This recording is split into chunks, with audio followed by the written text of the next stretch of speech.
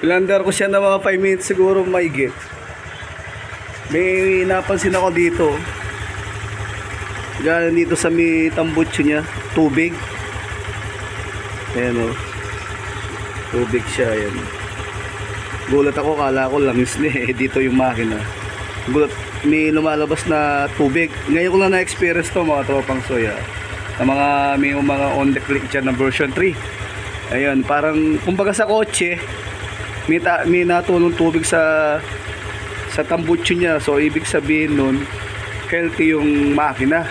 Pero ngayon first time ko lang nakakita ng may lumalabas na tubig dito sa may tambutso, kasi may butas na maliit dito yan eh.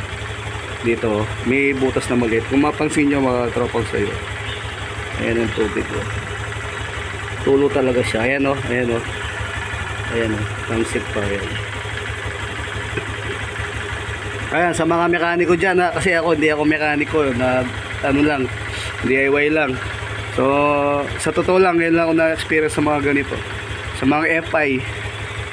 Kasi hindi ko napapansin, meron palang tuwing i-start tong ano, hindi ko napansin. Kasi ngayon ko lang inuwi ulit tong ano na to, on the click dito sa bahay namin.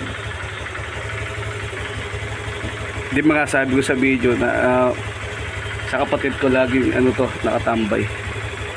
Ayan o. Ayan, comment down below mga tropang soy. Kasi ito ang ibig sabihin to para sa akin.